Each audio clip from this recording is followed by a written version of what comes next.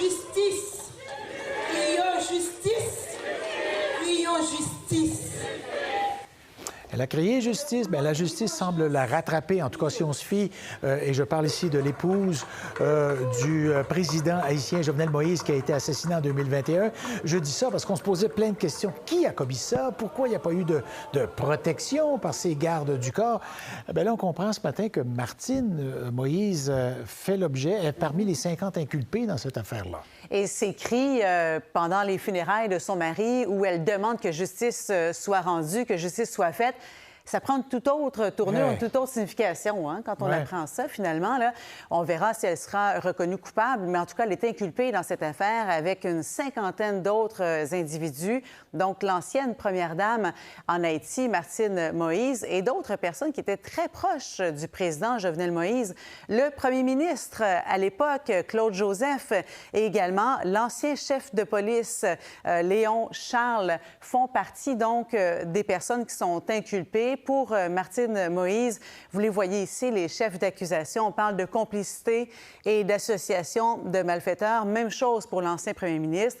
Mais pour le chef de police, c'est beaucoup plus sérieux, beaucoup plus important.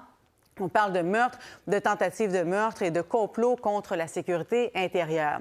C'est dans un jugement, une ordonnance qui a été rendue, je dirais pas publique, mais en fait, ce média haïtien a mis la main sur l'ordonnance du juge de l'instruction sur l'assassinat de Jovenel Moïse, dans laquelle on retrouve beaucoup d'informations. Vous voyez cette ordonnance, Marc-André, 122 pages. Et puis, soit dit en passant, le juge en question, c'est le 5e à avoir mené une enquête sur l'assassinat. Les 4 autres ont démissionné pour des raisons personnelles et certains parce qu'ils avaient peur d'être tués pendant l'enquête. Donc, quand on regarde dans ce jugement, il y a le témoignage de l'ancien secrétaire général du Palais national qui parle de Martine Moïse, qui dit qu'il subissait de fortes pressions de sa part concernant le premier ministre de l'époque, Claude Joseph. Elle aurait appelé donc le secrétaire général pour qu'il lui ouvre la porte du bureau du président. Donc, beaucoup de pression en ce sens. Et également, regardez ici.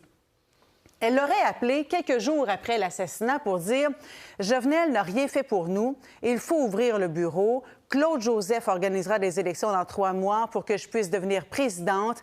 Maintenant, nous aurons le pouvoir. » Rapidement, vous dire également là, que 2 jours avant les faits, donc avant que son mari soit assassiné, elle avait passé, toujours selon le même témoignage, 5 heures au Palais national pendant la nuit pour supprimer un tas de choses.